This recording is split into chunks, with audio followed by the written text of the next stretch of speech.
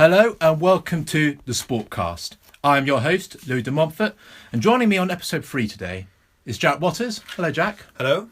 Fran Ronan. Hello.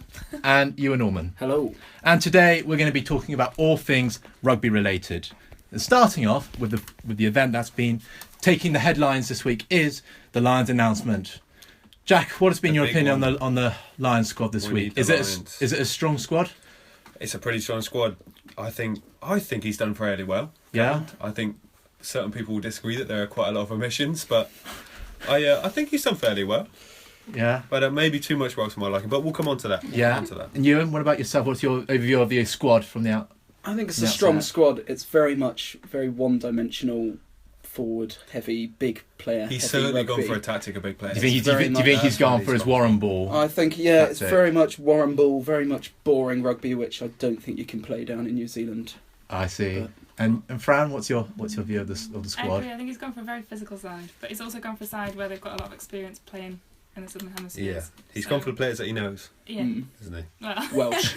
Yes. Anyway, so you talked about some omissions there. Who have been the key omissions? Well, should we go position by position? I think we can pick omissions. All right, we can do it like that. We should start, I think, from the props, and we'll go through. Okay. Firstly, so props, we've got loose head. I think the props are fairly settled. Yeah. No one's going to disagree massively. I think the front row is fairly settled. Yeah, there you go. We got McGrath, Vunipola and Marler at 1. Furlong, Cole and Sinclair. Sinclair's probably the only... He's a bit of a bolt about one, I think. Probably the only surprise choice. I mean, maybe Rob Evans, Cian Healy were maybe in the shout. I'd quite like to have seen Healy in it. I think he was cited a couple of weeks ago. I don't know if that made a factor. It's only a 2-week ban, but still... Do you want that in your preparation for a Lions squad? I don't think it should matter when you're going down to the Southern Hemisphere. It's played such physical rugby. I think it kind of shows passion and things, and I don't think necessarily it will have that much of an impact. I mean, he wasn't. He didn't play that much in the Six Nations compared to, let's say, England front four that are in there. Sinclair came on, I think, 4 out of the 5 Six Nations games. So he was a massive, massive replacement for, I think, Marler, Cole and Vunipola shared starting roles fairly around, because Marler didn't start but started towards the end. Yes. So it's certainly very competitive. But if we're talking starters, I think McGrath and Furlong might be the starting 1 and 3. Yeah, that's a strong call. I think going to Marler's inclusion and perhaps not Cian Healy. Well, Marler, he's been playing very consistently for England recently now. He's almost been a reborn player under Eddie Jones, like a lot of the England squad. Sure. Yes. So it's pretty tough on Cian Healy because he was probably one of the... He was the number 1 choice at loose head 4 years ago. I would agree. I'd also think it's quite tough on Dylan Hartley. In there, obviously not to be included. I don't think he could have done any more to be included. I don't think he's the best, but he is in the hookers. We're not quite there yet. But yeah, he is. I think we are now. I think we are now. Also on the props, I was very impressed by the Scottish, very young props in Ferguson and Sutherland. They were very, very good. Xander Ferguson was definitely very impressive, I thought. But it's just a tour too early for them. They've not got the experience. They're not quite at that level. So Scotland are still missing Ewan Murray. They're just question marks on can they perform consistently at that level. Yeah, I think one Scottish player is WP now. Unfortunately, injury struck at precisely the wrong time. But I think he otherwise I think he's a definite Lion. He played so well. Yeah, he's played so well for Scotland. Yeah, people like Samson Lee and Francis. I think they're a bit past it. Maybe Samson Lee himself. Yeah. He's been around for quite a long time. But ever since the World Cup, they were in and around. Yeah. But onto hookers. Yeah, onto hookers. So obviously we've got Ken Owens, Rory Best, Jamie George, and Ken Owens. I think Rory Best is starting, isn't he? I would say Rory Best would be the first. I had him up for. I'd say the best hooker in the world at the moment. Personally. Fran, who's your starting hooker? I like Jamie George. I have to say I'm a big fan of Jamie George. He's a good bench player. I see him coming on second test. I saw there was and then starting the third one. That's what I see. Yeah, I just saw a stat in the Saracens game yesterday. He has a 96% line-out throw success rate. Wow. That's pretty rare. Which is unbelievably high. That's ridiculous. Okay, I mean, he does have probably one of the best second-row pairings in world rugby to throw at, but still, you need to throw the ball, right? But he's a good carrier as well. He's a very good carrier. good. And I think we have to look his beyond the work set rate is play, unreal. especially in New His work Zealand, rate is who unreal. love to play an open game. You have to look well I mean, beyond like someone set like Dane plays. Coles, for example, is just so dynamic with the ball in hand. You know, we need players to be able to be competent with the ball in hand. So for what do we sure. think about Harley? As a Saints fan, I am disappointed that he's You're not. Clearly biased. I But- don't think he could have done anything else. But I mean, if I'm going He's to be just honest, not good enough, is he? I don't think he's been. All he- quite right in the head. Oh yeah, I think well, if you're going to pick him on his leadership qualities, which I think is what happened in the England setup, Yes. they don't need that in the Lions because you have so many different leaders in there. You can't pick a hooker who's a good leader when you have 14 other players that could definitely lead the squad. yeah, Absolutely. Jamie George beats him out in yeah, every department for a hooker. Yeah, Which is a bit of a shame for Dylan Hartley, but I Yeah. think, as you said, he's just in the England squad for his leadership until maybe Eddie brings through other leaders. I think he's just a consistent player, though. He doesn't. He's an awesome Yeah. player, but he never really brings Well, anything. He's super consistent special. until he No. forearms Sean O'Brien to the Oh. face. yes, And there then was he's not that. so There was I that, think and he's that a was very painful changed viewing. player. I think he's a very changed player from Yeah. that, and I think that Eddie Jones has helped guide him through that. And I think the England captaincy has been a good thing. Yeah, but he's changed when he's at England. Because he forearmed Sean O'Brien just as he got back to Northampton. First game Yeah. off the bench. Yeah. I was watching it and I thought, oh I dear, know. what's he done? But Hartley did actually have a good showing at Sarries at the weekend. Yeah. I mean, I think that was probably a little too late, and I think Gatlin Yeah. was probably pretty certain He on his needs hookers to- by that stage. He really, I mean, You they have to were. remember the injuries as well, though. It's a Yeah. long tour. Yes. Absolutely, And there yeah. will be, I think it's an average Can they of bring 8 in- injuries. Yeah, 8 or average 9. 8 Do they just injuries bring a in tour. people? Yeah, so they can still call Straight them away. up. So I think that players Okay. like Hartley will still be playing as if he Yeah. might be chosen. So at the end, we can discuss people that we think are going to come straight in. Yeah, exactly. If we Yeah. got it. So I guess that leads us on to the Lots. second row. Most competitive department. It's definitely the most competitive By a department, distance. hasn't it? Massive. But there's one standout player. Yes. Mar- Who isn't going on the tour? Let's not be ridiculous. Mara Itoje is the number one second row. Yeah. Possibly in the world. Certainly in Northern Hemisphere. The fact that he's deployed at 6 when he's that good, Yeah. surely. And he's only 22. Frightening. Yeah, it is kind of Absolutely terrifying for anybody else. I But he mean, brings like really new things to the game as well. He does. He's I mean, an incredible Completely different player. And the way how he's just adapted to international rugby Yeah. just like that. the pretty physical impressive. specimen that he is, and then he's clearly got the head for And the he's game quick. at the same time. He's It's not absolutely just- ridiculous. He reads the game, but he's also exactly what you need against the All Blacks. Yeah, he is. Right. He's No. pace and power, and he's So should we go through the 5 that we have? Yeah. Itoje, our first pick, and then we've got Alan Wynne-Jones, Courtney Laws, Henderson, and Cruz. Yeah. I think Cruz was a very good pick, to be honest. I know he hasn't played a lot, but he is a master tactician when it comes to line-out, in my view. Absolutely. I think Courtney Laws is also a very good pick.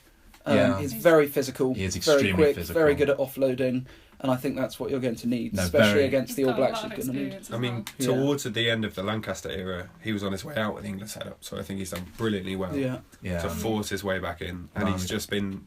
No, I'm really happy for Laws, actually. You can't not pick him No, he's in the form been... at the moment. It's absolutely ridiculous. But before we go on to Henderson and Jones, I am gobsmacked that Launchbury's on the squad.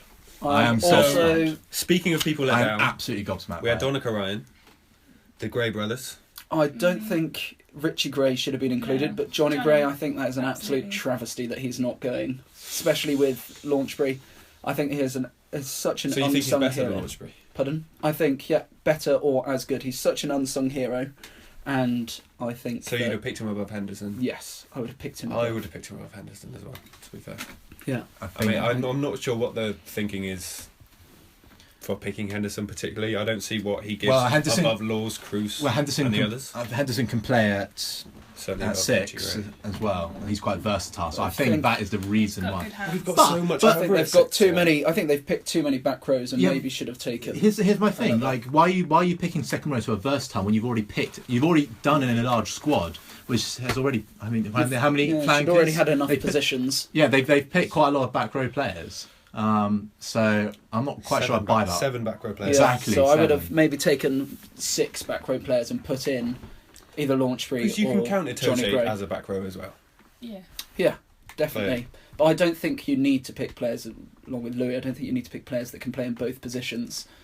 It Yeah. helps though It's because just it's a long tour and it's It is a long tour. I mean, we've come onto it, but in the It backs, is. in the backs they've got. I think that's what mixed Gatlin positions. has in the back of his mind. Yeah. All over the place in the backs, they've got people that can play wherever. Except Johnny May, he's Yeah, I was no good gonna in the scrum. He's going nowhere near that scrum anytime So we soon. think Toner had any shout?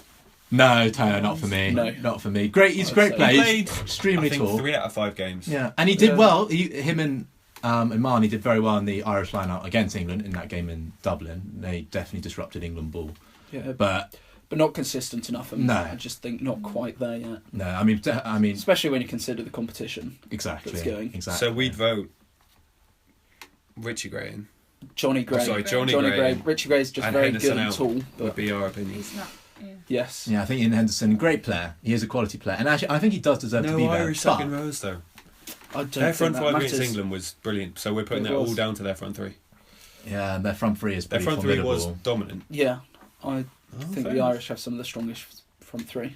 Yes, actually, one player we didn't talk about the props is Tar Furlong, who I think is amazing. Fantastic. Probably the best So he- tight head we have had in We'll Northern do our Hemisphere for a long starting thing time. at the end, but he is. Yeah, he's been absolute Undeniable. quality. He'd probably be in most people's first 50. So Mm. what do we That think squad. about Allman Jones?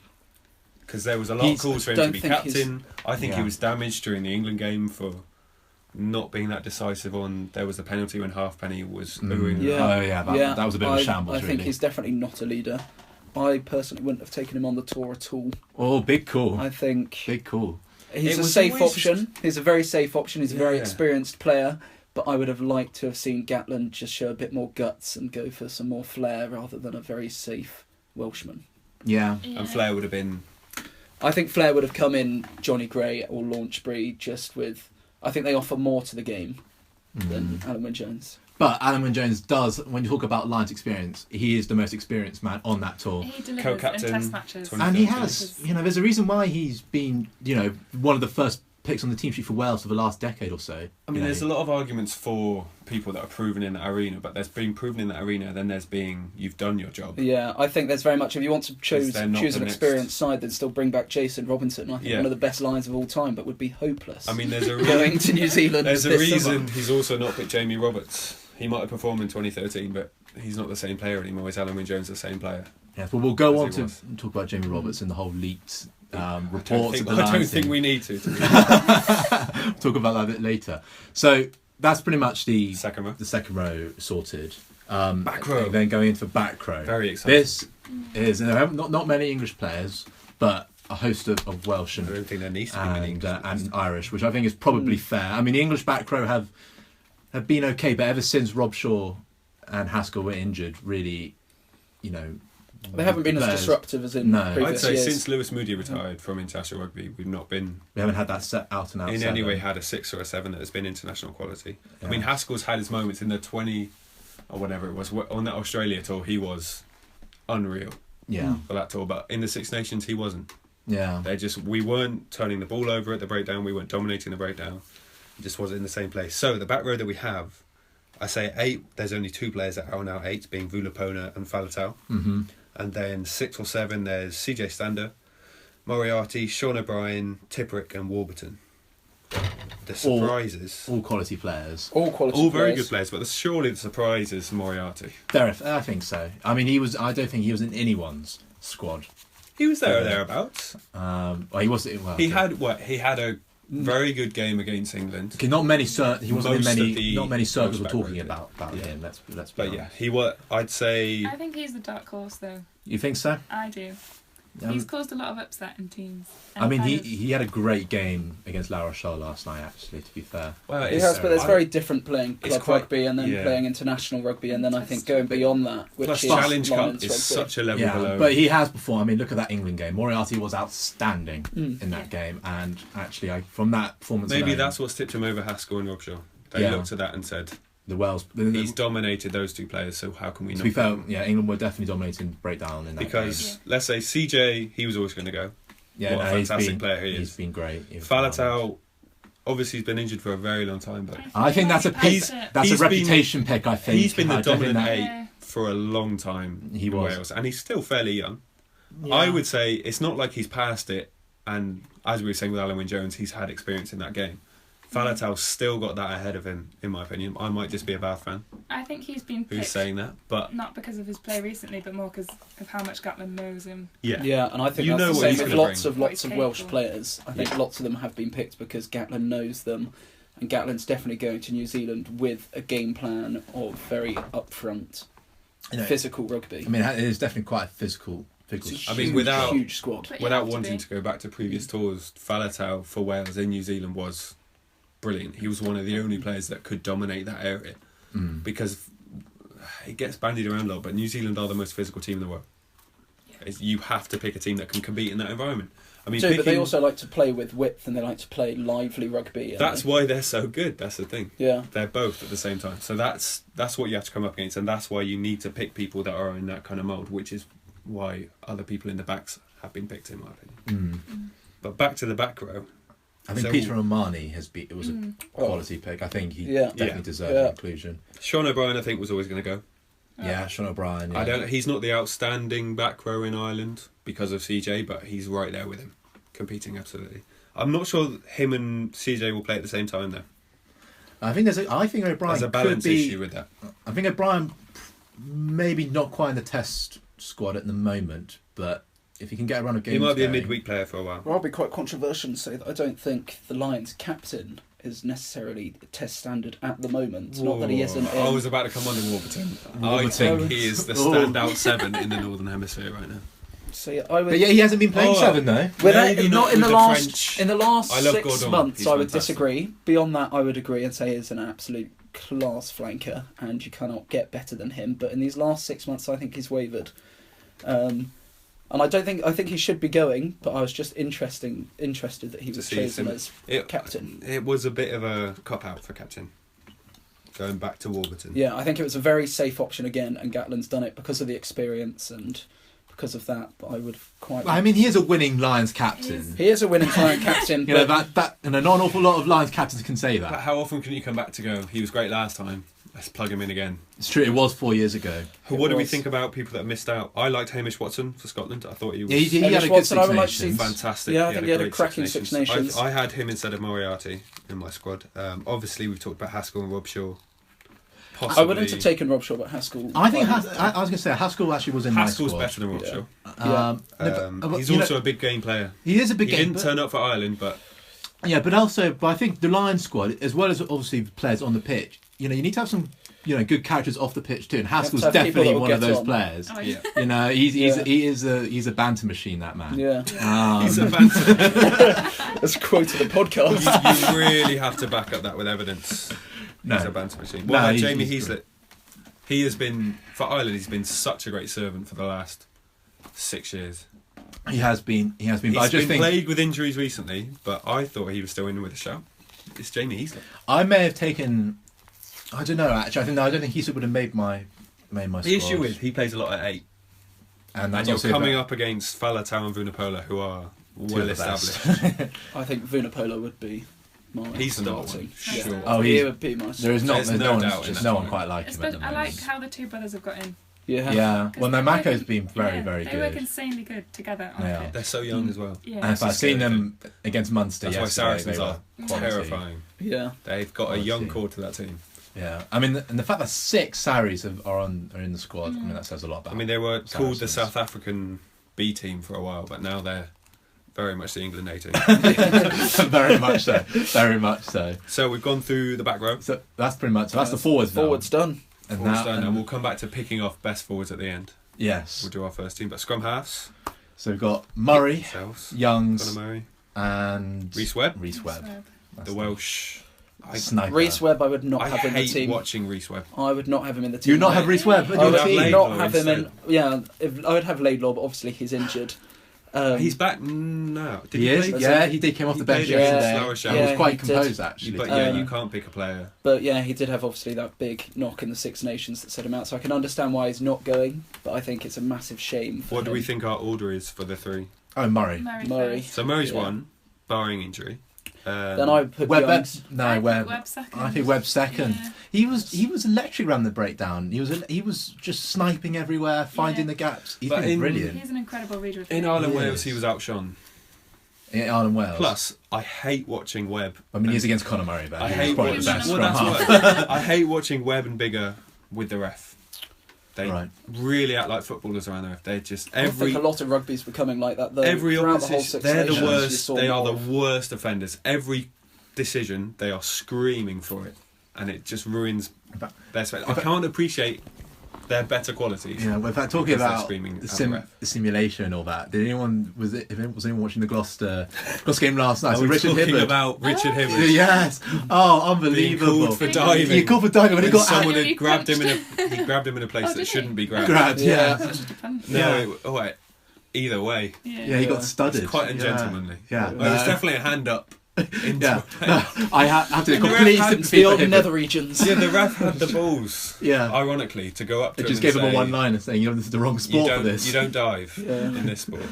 Unbelievable. I felt so sorry for Hibbard. Plus, I feel quite sorry for him not getting in a Welsh team in general, to be honest. I think he's I don't the see- best Welsh hooker. he's- I really do. Out of a fairly substandard Gloucester team all year, he's been quite a shining light, along with No, he's been quality. Moriarty and Billy Burns.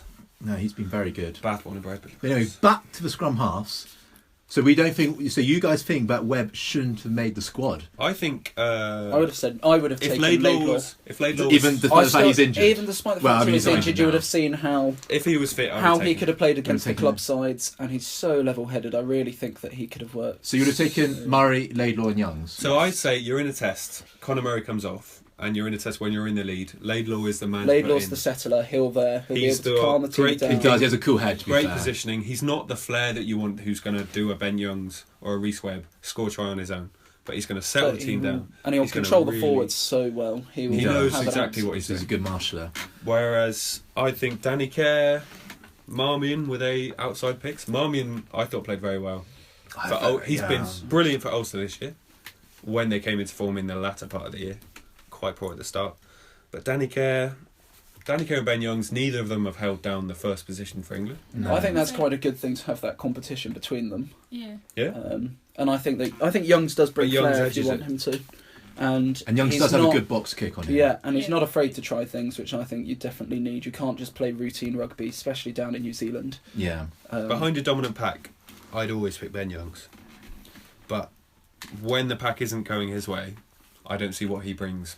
Yeah. That can change. Whereas the game. Whereas then you want a Conor Murray or a Greg Laidlaw. Yeah. I mean, Conor Murray, he was probably one of the outstanding players against New Zealand in Chicago. Yeah, I mean, he was I just agree. just finding those gaps. However, He's an absolute puppet master. reports are saying that he's got a nerve issue in his back at the moment, which is obviously quite a serious injury. He played it down at the Munster game, right, saying that he'd be back in a few weeks, but he would say that. he would say Yeah. that. He's obviously very conscious of his line The of guys play. picking the squad obviously know though. They've got Yeah. all the info. Yeah. I They're hope not so. gonna. But let's say, he's hoping that he does recover. But in the event that he possibly might not recover, who replaces him? Richard Wigglesworth. Wigglesworth. That was my pick What as a well, player. actually. Richard Wigglesworth. What a player. Danny Kerr's not getting in. I don't see Laidlaw getting in because of his injury. Wigglesworth has been the most consistent scrum half in the Northern Hemisphere, Yeah. bar Conor Murray. Yeah, It I'd would agree. be. I would agree. He's been He gets amazing for Saracens. nowhere near the credit that he should for Saracens. And that game against No. Munster yesterday, he was incredible. Because he just does the unsung work. Every breakdown, there's a clear out from his back row, which are fantastic, but he's always there. He's organising the forwards. First phase play, they know exactly what they're doing because he sets up the tactics. He knows exactly what's going on. Yeah. And I really think he's an underrated line. Yeah, so I think He should be in the England setup more often than he is. well, he should be. In fact, actually, I'm a bit disappointed, but he hasn't been selected for the England tour of Argentina. There's a lot of people that should be selected. There's a lot of people. We should actually. talk We'll talk about that later. So right, so let's move on to the fly half. So he's picked three in Sexton, Farrell, and Bigger. We've covered with Hogg because he played. Yeah, 10 but in the 13 tour. I don't think Hogg has the head of a fly half. No, Fantastic. he's just Yeah, there. I'm If it definitely all not. I think he's really there as a goes- fullback. Yeah. Really. He's there as So a we're fullback. happy with Sexton and Farrell. Yeah, no, those Clearly. two definitely are. Sexton starts. Yeah, I think Sexton. He's He has that to game start. management. He's the best 10 in the Northern Hemisphere. He's got such good I game would love to have management. seen Russell having gone. I think he had an Yeah, Russell. incredible So yeah, Six Nations. Bigger. It was between Bigger, Russell, Ford. I would not Ford's have taken, out the equation. I I would not have taken. I don't Bigger. see the. I'd say Ford's better than Russell. Wouldn't I you? would say No, Ford when it comes to his his reading of the game. If you want an attacking brilliant. fly half, which is what you need down in New Zealand, you want Finn Russell. Ford is an attacking fly half. He is. That's all he no, does. but Ford, I think the problem with Ford is his size. I think that's what counts against him. Russell and Ford are the same size.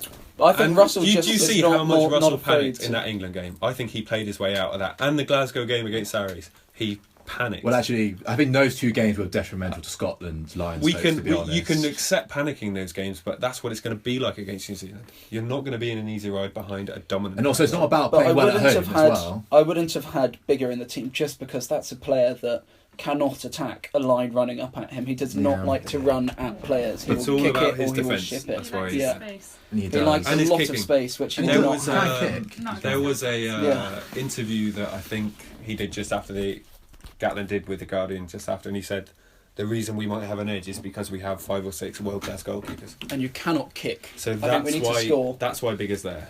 Yeah, we need to score at least 20 points a game though. If you want goal kickers, you've got people like Sexton or Hogg for long kicks. You've got solid goal kickers in there. Daly can kick. It is a good field 60 metres. And you do need that against the All Blacks as well. Yeah. I think we've got covered that though. It's not like you're just taking Johnny Wilkinson for that left-footed drop goal. Yeah. You've got such a squad. I mean, especially if you've got Sexton and Farrell on the...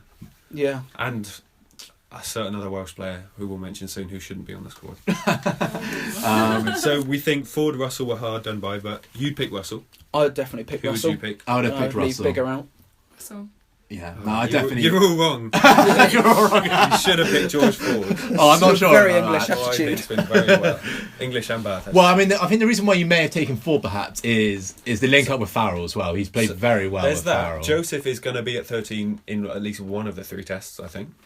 Yeah, possibly. Possibly starting. I think he should be starting. So I think the understanding they have, I mean, Ford's probably not in a great place right now. He's moving team. Yeah, he's a bit too attached to his dad. Young adult should be, in my opinion, but he, I think he's one of the best 10s in attacking play in the world. Yeah. When he's better than Barrett in taking it to the line, delaying that pass. Even today in the match, he created 1 try just by whether the defence don't know whether he's passing or not. And I think that's exactly the problem with Bigger is he's too easy to read. He's a very defensive 10. He's not got creativity. He's sticking to the game plan. Exactly, which is probably what Gatland likes, considering the team he's chosen. It would be a very... And that's probably why Gatland has picked Bigger, because he knows what Bigger offers him. Yeah, as well. Whereas Russell's perhaps still a little bit unknown about what he can actually really do on the big stage. I think he's just coming through now, and I think maybe for Russell's possibly just a little bit early, maybe. It could be a little bit early, but I think it's a great shame that they haven't tried to be brave. But there's still a chance that players like Ford, like Russell, being brave, and then there's putting people in that are underprepared for that situation. So I mean, it's not like you can build for the future with a Lions tour. True. You've got to have people that are tried and tested. But I think that he's in incredible form at the moment. Ignoring the England game, but I think we can't. we can't look at the England game because of just the position Scotland were in after 2 minutes. I think as we come to the centres, the England game played a pivotal role in which centres he picked. Yeah, no, I think so. We decided on the fly house, happy with Sexton and Farrell, definitely, and we'd all would not have picked Bigger, but we understand that he's there because of his size, because he's and his defence, and because he's washed. So that's so that's now. So now we move on to the centres. So now there's quite a few centres now being Big Ben. Made. Big Ben. We all love Big Ben Teo. He's there. Yeah. Jonathan Joseph. Henshaw had to be in the team. Joseph had to be in the team. There were reports saying just before the squad announcement that Joseph was not going to be in the team, and I think that was absolutely criminal by the reporters to just clickbait. Yeah, very much clickbait, and very much. Or Gatland thought, let's get Joseph a bit nervous so he plays well. Well, I don't think you want that from your players. No. You don't want to make them unsteady in the head. No, I don't think you do. Anyway, Teo, Joseph Davies, and Connor Daly could be a centre. Yeah, Daly. I think Daly's there as a centre. I think he's there as a centre. Is he there for a centre? Well, I mean, here's the thing. We'll find out in the club matches when they play against. He can play. Jared Payne. I think that's a crack. I think that's a very good selection. A lot of people weren't talking about him, but he's been played rugby brilliantly for Ulster. Ulster have really come back in the second and also half for Ireland as well when he was fit. But also he's had experience of playing in New Zealand as well. You know, he's played Super Rugby. He's played with some of these players. Owen Farrell's, is he starting 12? I think he's. I'd say yes with Joseph. I think they have an incredible Six Nations. Yeah, I think you want them to play off each other. Yeah, but and you just mentioned Henshaw. I think Henshaw, he has probably been. He's the outside shot, isn't he? Yeah, he was outstanding. He's been outstanding for Leinster and Ireland. So I think I think Dunbar and Jones played their way out of it in that England game. Yeah, although I think Hugh Jones is a very undersung player. He did score 3 tries. Hugh Jones was probably the only player in that Scotland team that actually had I really enjoyed game against. I really enjoyed Dunbar Jones up until the England game. Then they got. I don't know if they were confused by the movement of England, but they just stood off. And if you give George Ford time on the ball, he's going to destroy you. Oh yeah, I think that Scotland game was over in the first 2 minutes as soon as there was that yellow card, because we knew going into the game England hadn't started quickly the whole tournament. And if you let England start quickly, then they're going to run away with it. And that's exactly what happened. What happened, unfortunately, is I buried my head into a pint in the pub. What do we think about Gary Ringrose? A lot of talk. Too early for him. I think too early, and also I would say he's quite similar to Hugh Jones, probably just a tour too early, but I very much think that they have potential in future tours. New bod. Yeah, the new Brian O'Driscoll. And Jamie Roberts, we're all happy. Definitely that the chin is not on the tour. Yes. He can stay at Cambridge doing his PhD. Yeah, I think it would have been... Keep becoming a doctor. It would have been... I think he's past his best. Yeah, and I think it would have been wrong, I think, if Roberts went and Joseph didn't, as the report suggested. I think the backlash would have been colossal. It would have been. It would have been worse than it already is. Well, apparently Joseph was very much a last-minute decision. So I think. I heard Gatland had to put his foot down. Gatland put his foot down because the other three. Which is quite interesting that there's a lot of ex or current England coaches in that setup. Yeah. So they clearly didn't like Joseph very much, which is quite interesting. Yeah, it is quite interesting. But I think Ben Teo, Big Ben, he's picked for his size. But he's still a quality player. He is. I think, give another year, he's good. But he's very one-dimensional, would have been in that squad, and I think that's very much this line. But he can break the line. He can definitely. He definitely can, and I just it'll be interesting to see how the tour goes on, because if they just keep trying to play up-front rugby with the amount of games they have, they're going to be broken by the end. Yeah. They have to look beyond that. You'd hope that he's got a different tactic than 2013 against Australia. But it's not all sort of brawn. He has pit players like Joseph, like Daly, who are not particularly massive, but they're very nifty, very skillful, good footwork. Fantastic at everything. And I think he'll play off Someone Joseph needs really, to defend really his loop pass one day. Yeah.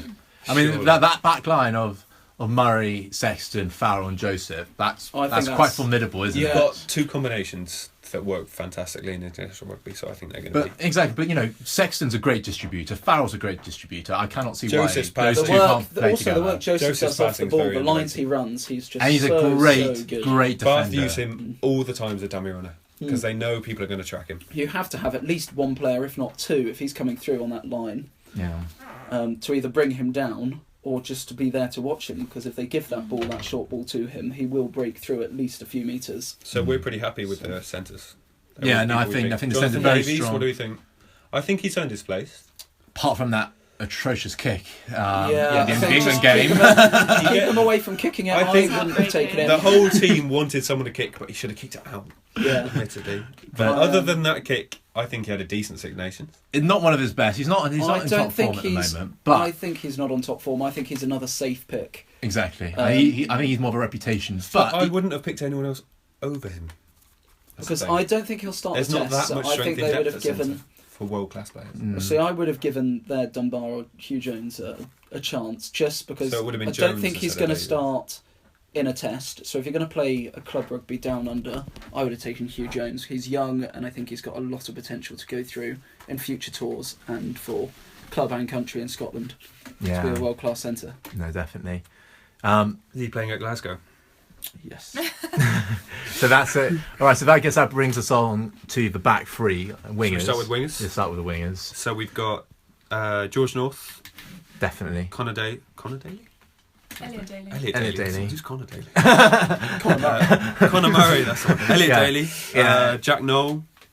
Williams, Watson, and Seymour, who I was very surprised about. It's Tommy You were Seymour. surprised to see Seymour on the team. I thought Yeah, Visser I thought was Seymour- better than Seymour. No, I would have Safe taken one. them both. I would have taken Yeah. Seymour Visser- and Visser. Of course he would have Visser- done. Of course he would have done. Visser embarrassed George North. Absolutely embarrassed him in that Scotland-Wales Exactly. game. Yeah, Yeah. I And think Visser the back has been three very of good for Scotland is Harlequins. incredibly strong. And Yeah. Visser was one of the only players that came out of the England game very well. Yeah, and I think if you Because he never touched the ball. look at the Scotland back When he three, did, he was very good. if you look against Ireland and against Wales, the Scotland back three stood incredibly Absolutely. strong. Yeah. Because Hogg is a world-class I would forward. say the best. Absolutely He's world-class. my number one. I would say the Yeah. best in the world. So you've got, But I I mean- would. that does put a bit Strong. of context to what Seymour and Visser maybe don't have to help covering so much. Yeah. But at the same time, I thought Visser was a standout Yeah, winger. The thing is, though, who would you have Visser in for? Seymour? Instead of Seymour?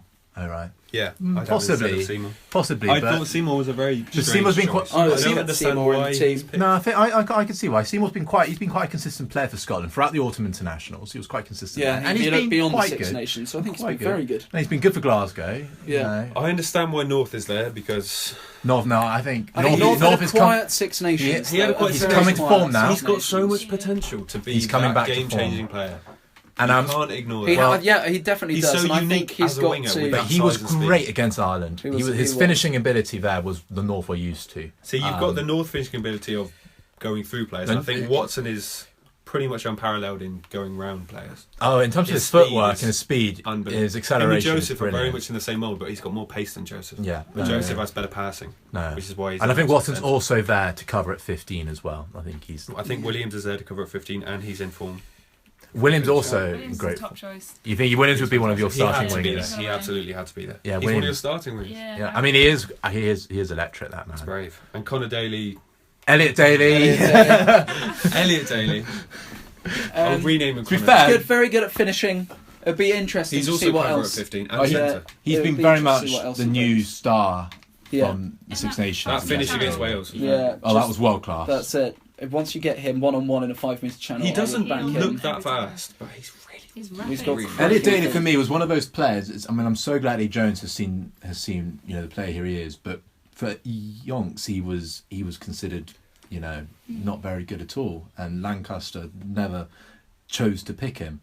And actually, he was one of the great players in the Premiership. Lancaster picked Yeah. the same team for a long time. Yeah, he He just did. Yeah. And I think that was epitomised by England's performance in the World Cup. Happy days. happy days indeed, or not. Why did he go for the corner? Yeah. 3 points down against Wales. I don't, yeah. What is Rob Shaw Anyway, doing? we Could be moved worse. It past could that. be a team that belongs in So the what do semi-final. what do we think about Keith Earls, Zebo missing out? Zebo actually, I would have liked to have seen Zebo's got a Zebo. lot of flair, but I Consistent. think that he He's could got- have been he's definitely got injured X quite factor. quickly. He definitely does He's have got X factor. But I think he would have just been Rob pummeled by Kearney, the Kiwis. all of these players, all Irish fullbacks. I and thought wingers Rob this Kearney year. might get him because he's, New Zealand will most likely play an aerial game. I think it would and be he's very good under the high ball. It would be very. Kearney. I think we're swayed a lot by how Ireland did against New Zealand, and I think that was very much a one-off game. They surprised them in. Yeah, no. I mean, Chicago. New Zealand 2 weeks later, beat Then Ireland. they come but, back and beat them quite comfortably. fairly Still- convincingly. A win against New So Zealand we is a win think- against New Zealand. We're happy with Seymour. We're not happy with Seymour. I'm happy I'm with Seymour. happy with I think he Seymour. was- I'd have Are you? preferred- Are you really? I'd I'm have, very I'd happy have with Seymour. preferred Visser, but we're happy with North, Daly, Noel, Williams, Watson. No, I wasn't expecting. Jack Noel is very consistent. But he has been. Yeah, pretty good I think for he's England. very safe. From the Exeter He's team, very safe. he is one of their only world-class players. Yeah. Yeah, agreed. I just think he's a very safe option rather than an exciting option. What about Halfpenny? No, He's a fullback. We'll come on to him. but Yeah. I don't See think. all of them. Oh, Yeah, no. I think Halfpenny is a. I don't think. Well, that's a Halfpenny should be reputation. in the Okay, team. let's go fullbacks. That's a reputation. That's We're a, happy with the wings mostly. Yeah. Yeah. I'd have Visser instead of Seymour, but Okay. mostly. Take them both then. Yeah. 42-man squad. So fullbacks. Hogg's number one. Clearly. Without doubt, I think the best Yeah, fullback no, in We've the got world. Halfpenny there. Halfpenny's. I think if Halfpenny starts above Hogg, then Scotland will cut its ties with the whole of the United Kingdom and That would be. exile Gatland from ever visiting. And then we've got cover from Jared Payne. Yeah. Who plays either outside centre or fullback, and Connor Daly can sometimes play. Watson's Elliot played Daly. 50. Elliot Taylor. You so want to have this. I want him to be Connor Daly. You want to have this Elliot player, which Daly is both can- Conor Murray and Elliot Daly. That would be some player, to be He fair. can be That would 15. be some player. on an occasion. So I think Halfpenny's well past his best. Do you reckon? Hogg has to be there. I think Halfpenny, he was chosen a lot for his kicking game. He is definitely a very He's good not kicker. quite that world-class kicker he was. But I yeah, think. I think he choked, especially in that he's Scotland Like game. Farrell's definitely above him when it comes to kicking. I Yeah, think. if So you look in Sexton. that And Scotland probably game Sexton against too. Wales in the Six Nations, Halfpenny choked massively, which I've never seen him do before. Yeah, no, And it came out after in the media, which was quite messy, which is also why Alan Jones doesn't have the captaincy, because he blamed the team a lot for that. And you don't do that when you're a captain, you take it on yourself. But he came out and it's a said... captain's job to choose. Exactly. He came out and, and said take, Halfpenny... take the rap as well. He came out and said Halfpenny said, no, I can't do it. And if you bottled it as a kicker and you don't back yourself, Then I think that says quite a lot. yeah, and I don't think he deserves a place on the Lions because I think he's dipped. And I think that he's been chosen because Gatlin knows what he's like and he's very safe. Yeah. And So, I think we have to outscore New Zealand. That's you. Obviously, that's an obvious thing. Well, Yes. yes, I mean that's how you win Normally- rugby games. normally if you have What to I'm score saying more points than the You're opposition. not going to sit there and defend them and keep them below. No, you No, mean I we have think to go it's- out? You mean we have to You go You out have and to attack? go out and there score and tries, you need to without score doubt. 4 or 5 tries to beat New You You Zealand. know, have to penalties and score- drop goals aren't going to win you games against No. And New Zealand. Halfpenny's Especially great not. defensively, great positionally. He's not going to score you those tries. He's not going to quick come and enough. attack like Hogg. He's not No. going to have dancing feet and really go for the No. line. No. He's not a player which really annoys defensive lines, which Hogg is, and Hogg's that player that will go looking for gaps and He's a challenge threat. players. And You have to protect against Hogg's threat Yeah. each time he's on the ball. and Whereas you can't Halfpenny, give him too much room. You can't kick a ball straight down the middle and know it might fly back because you have no idea with Hogg. He's got a huge spiral boot on him, and he's also got such dancing feet and such a turn of pace and power. I think he's the ultimate fullback. Yeah, I in feel they world missed rugby. out with Mike Brown there as well. well, yeah, I was going to say he's. Well, I feel Mike Brown is very good, but not great, Yeah. and that's why he's not there. He's very good at all the areas. But he has been one of those players for Eddie Jones that's sort of been a mainstay. I mean, part of, he's a big reason why England did go for 18 consecutive victories. Absolutely, he started He was in every single one of them, all of them. But I he think. makes a apart from difference every time he comes apart from the on. Argentina game. Bar that, but apart from that, he's been in all of them. That was a weird game. That was a weird game. But Flipping Connor Daly. you mean Elliot Daly? I mean Connor Daly. You mean Connor Daly? He actually means Connor Daly this time. So yeah, that's all the that's all. I would have that's picked all Rob the team Carney now. above Halfpenny, personally. Right, so this now leads us on to our test 15 for First the team. first So we test. have to pick from people that we know are going, not the people that we Yeah, want. yeah. No, this is from the squad now. So from the number squad. 1, we have a choice between McGrath, Vunipola and Mola. Jack, who would you choose as your number one? As Lou said, McGrath, well, I think it's all about combinations in the Lions. Yep. It's all about who you know, what combination is going to work. So for the set piece, you're going to either pick an Irish front row, in which case you can loosen up what you have in the second row in terms of you have Alan Wynne-Jones with a Toje, or you're going to have an England set piece where you have Jamie George at 2, and then you have a Toje and Cruz at second row. So that's the choice you make. So I think Best has got to be at 2. So if Best has to start, It has to be at it 2. has to be an all Irish front row. Okay, so let's stick with Loosehead for now. McGrath. McGrath, Vunipola. Maka Vunipola, Vunipola for me as Maka, well. and for me, I'm picking Jack McGrath. I think I see Maka more of an impact. He's sub. been, Vunipola I off the think more bench. of an I see him impact making a sub, actually. huge. Either one I'd be very happy But with. Joe Marler, Starting actually, I the wouldn't Lions. mind seeing him in the team either. I think I'd he's see been either quality. Marlow or Vunipola off the bench. I don't see McGrath making such an impact off the bench. I mean, So look I at don't McGrath think today. he's that great off the ball, but as a starter, I think he's fantastic. No, McGrath, I think he's got to start. He either starts or he's not in the team. So we're drawn on that, either McGrath or Vunipola. Yeah. So and then so we move on to Hooker. Who you? Best has got to be Hooker Rory for me. Best. Oh, yeah. Rory Best. Rory Best. I would like to see Ken Owens start. Oh, Ken yeah. Owens. Out of nowhere. but that's, Controversial. Oh well, I'm going for. Bias. I am going for Jamie George just because of that second row. Rory That Best the it is reason. then. Jamie. By democratic Yeah, vote. democratic vote. It clearly is Rory Best. The Irish front row's looking very happy. Okay, now that yeah. So at tie head, we have a choice between Furlong, yeah. Cole, and Sinclair. Furlong. Furlong for Sinclair me. came out of Furlong. nowhere. Yeah. He's going to be the midweek. I three. think he'll be the club player, Yeah. the one that comes on if He's there for If an they injury, have I to. think. Although Yeah. he is a fantastic player, but Dan Cole's very reliable, but Furlong's better than Dan Cole. Furlong Yeah. I would have. So Yeah, started. so- Furlong. Furlong. Furlong, yeah. Everyone's got That's our first unanimous decision. So you have to argue for an all-Irish front row then, surely. No, I'm. They're so comfortable playing together. I like Vunipola playing off his brother, so that's why I would pick him. I would. I don't see how you make that connection between a 1 and an 8. Because I think you have to look beyond a scrum and beyond a line out. Well, Mako is a good carrier. Mako is a good carrier. He's a good Yeah. carrier. That brother relationship in open play. I think I that it will understand help. when you've got a game plan for first phase and second phase, what moves you're doing, but I don't see how a 1 and an 8 combining those moves. Well, surely that's when you don't have the set plays. They just know where each other are. Correct. Exactly, and I agree. it's that psychology behind it. Someone's not happy about this one. Not at all. Well, we've gone my way anyway. An all Irish front row. All right, so let's move locks. on to the locks. Number 1, we all know who the number 1 is. Yeah, I think Toje's definitely on that team sheet. Yeah, I'd Toje. agree. I'd agree at Toje. Who would we have as the second starting? I'd go Laws. Laws. Courtney Laws. Those hits he puts in. Well, my number one Huge. for number 5 is not going, so I'd also say... Who is your number 2? Johnny. Yeah, Johnny Gray would Johnny definitely Gray. be in there, but then otherwise it would have Make to a be pick. Laws.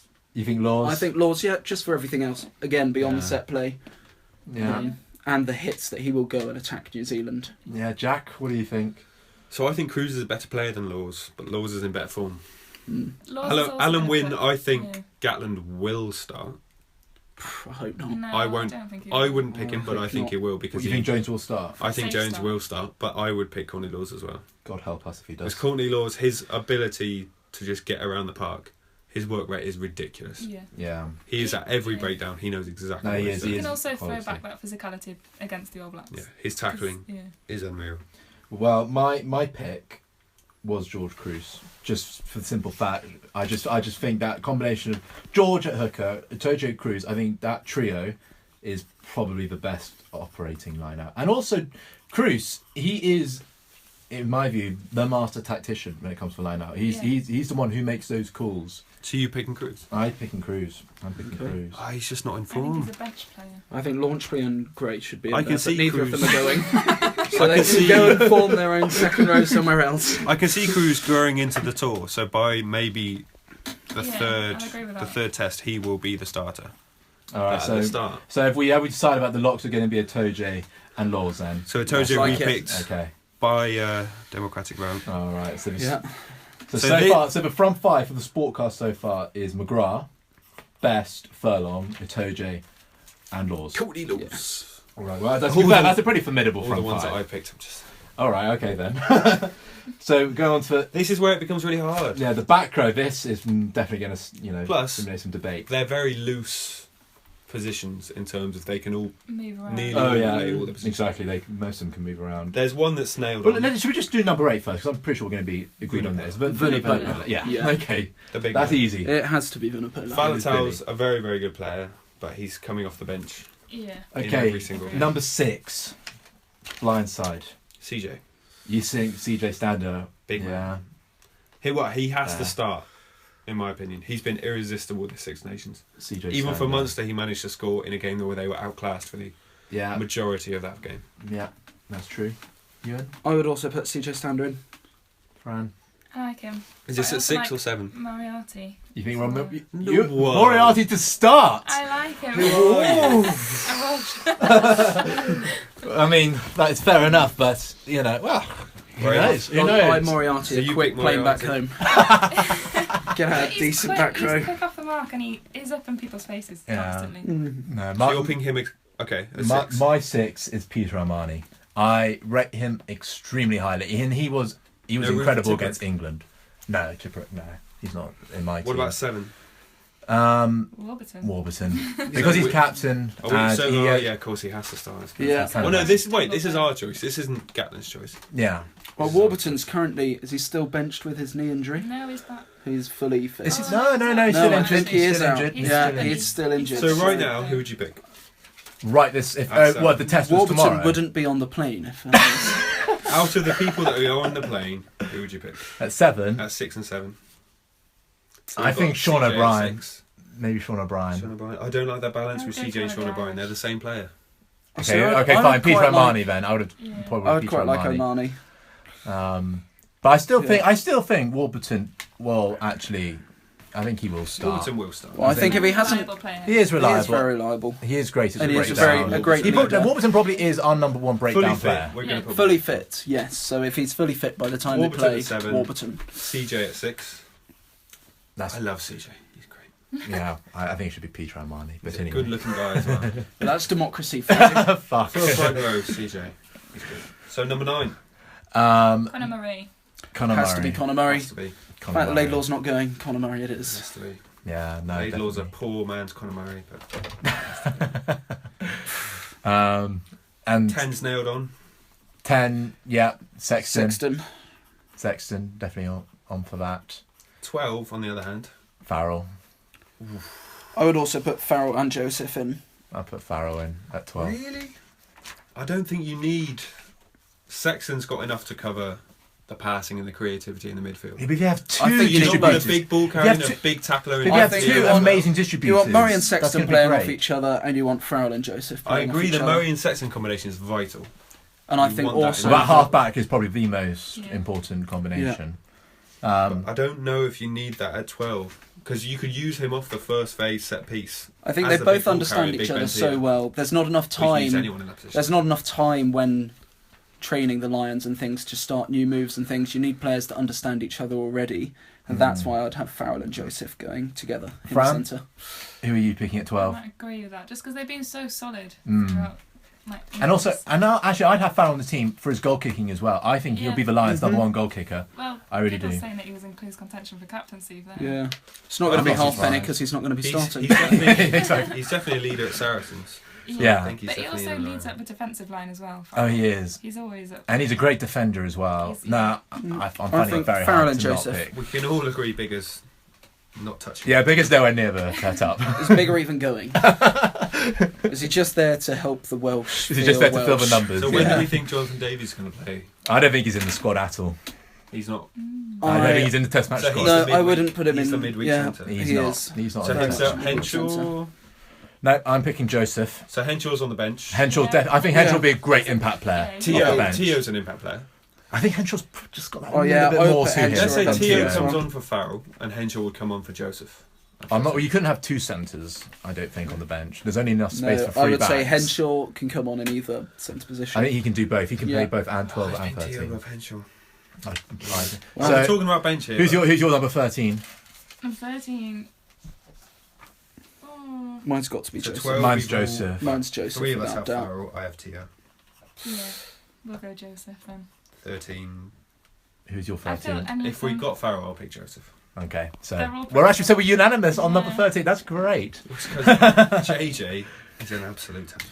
Right His now, defence work is It is. left number 11 and number 14.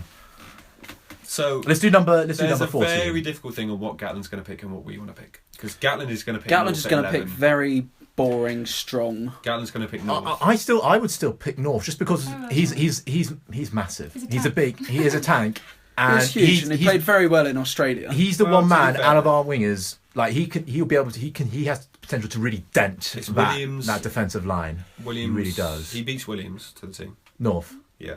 Yeah. I'd say Yeah, well, he North for me is at number 11 because I want him challenging, Surveyor. I would also That- like North God, at that's- 11. Think about that head to head. Okay, Surveyor I'll go- versus I'll go North. with That's North going to be at quite. That's going to be quite a You say big head head to head. but George has got quite a history with his head. Yeah, very much. What a Going glass, over the top of it with a big. Oh, that's Australian you're not wrong. back. You're what not a wrong. glass chin that man has. He was made in a lab, to be fair. He probably was. I think was. And they, Carrying Surveyor trees definitely since was they, age as well. forgot, they forgot to give him a chin. Not that I could take a punch. So on the other, so we got North at number 11. Who's on the the Watson, right wing? hands down. Watson. That man's finishing Watson. is unbelievable. I would go Seymour. but- Of course he will. We're going to ignore And I'm also going to go for Anthony Watson as well, just Seymour. because What world are you living in? Anthony Watson, he's just electric, that man. He really is. Can't not have him. And now that just leaves us for Unbelievable. fullback, which I think we're probably all agreed on anyway. Do a hog. Stuart Stuart Hogg, Hogg. as long as he doesn't dive again. So I Stuart World Hogg. Player of the Six Nations twice. He is. Yeah. So Why? you can't ignore that. Why was he player of the Six Nations for this Six Nations? I Not voted for George Launchbury. Round. To be fair, I it voted was for between Launchbury. surely Launchbury, Laws.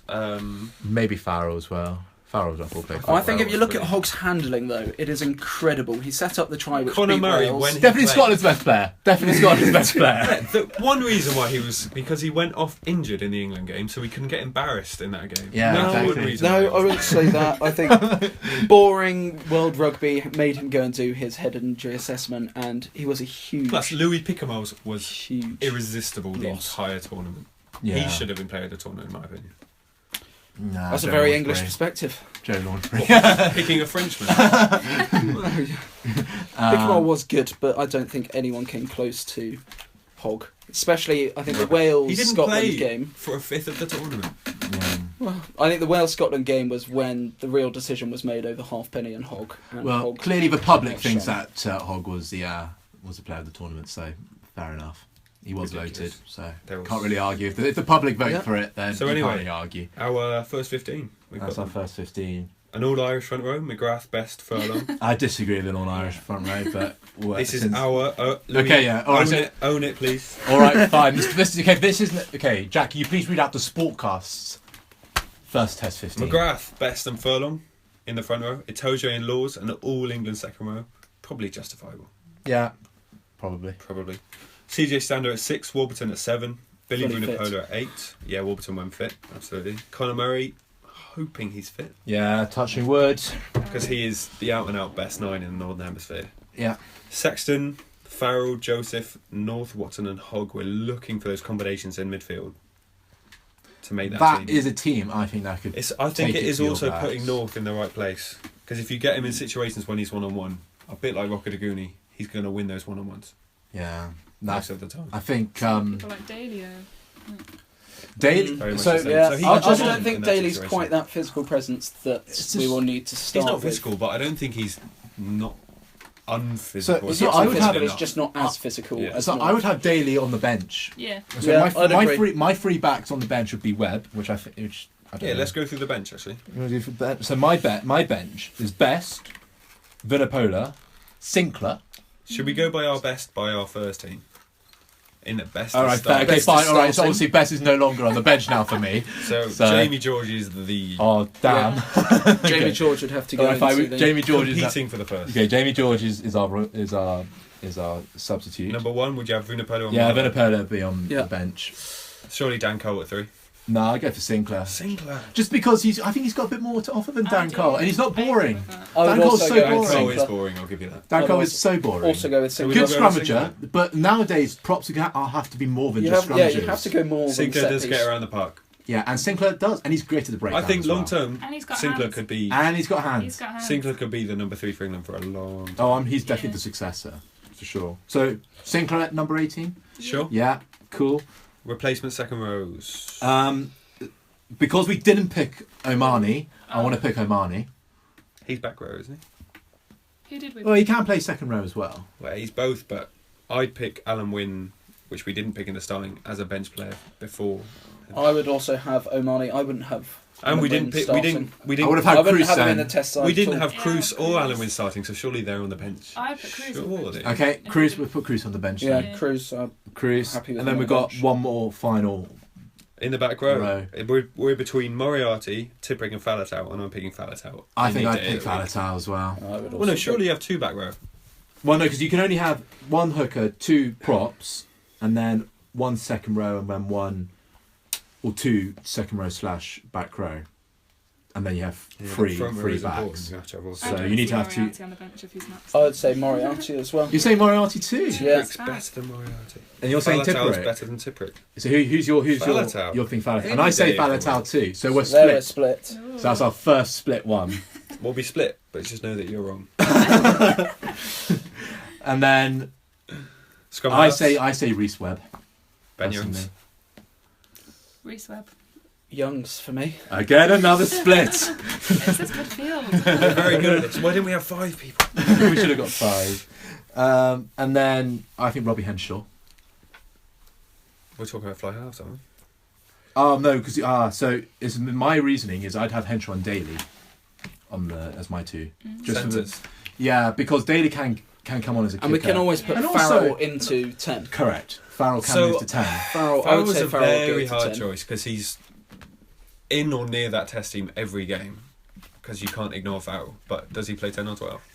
Farrell? I'd say it's a Farrell probably definite, plays 12. definite 12. But if So you let's say he needed him doesn't at start 10, at 12. He's on the bench for 10 or 12. Both. both. Well, that doesn't. You can't.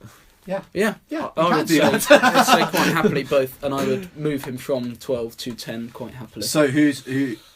Henshaw? So are we having a fly half on the bench, or are we having a? I'm not having So an out I'm and out not- fly Bigger, half. so I'm not what we're having- saying is Bigger is not in. Bigger's the definitely test not Bigger's not in the Bigger's team. not in the Bigger test may as squad. well Okay. not leave the Northern Hemisphere. Bigger's not in the test squad. Bigger's Okay. not playing in any of my club So games. Big so I Ben, had the choice. Big Ben Teo has to be on that bench. So you say what Teo. an impact player. What do you say, Big Fran? Ben, he's huge. I like Henshaw. Henshaw? He's a I'm really torn between Henshaw and Teo, so I'd be quite happy with either. Teo of them. can play both 12. I say and 14, Henshaw. in my You're. opinion. I think Henshaw is the one here. So Henshaw's going to be number 22, and then number 23. My pick is Daly. You're on. I'm wrong. Okay. I would also put Daly. Yeah, You say Daly as well. Yeah. Daly had a null, yeah. Daly. Well, and Fran- Williams is in such good form. Oh, Yeah, I yeah. know. I know. It's Liam criminal. Williams, He is yeah. amazing. You've Liam got. Williams. You're missing out so many players. Oh, we from are. that Of course first we team. are. But we can only pick 23. There is 41 players. Is a lot of players for a squad. It is. Yeah. It is. There's gonna be so hope much let's just disappointment hope in it's that first let's just hope it's not a Clive Woodward sort of Oh, saga yeah. of 2005, Yeah. which was an utter nightmare. But I like Liam Williams. you say William. He's I'm Yeah. going Williams. for Williams Yeah. actually ahead of Daly. Yeah. I'm going With his Daly. bowed legs. I would also go Daly. We're So it's split. We're split. It's terrifying. But okay. We need to go. Okay, we need to make a decision on these split ones. Someone has to give In what? Daly or Williams. Williams. Are you pretty certain on Williams? Okay, I'll back Daly. Back Daly. Daly is It's the not one. that big a deal, to be honest, between the two of them.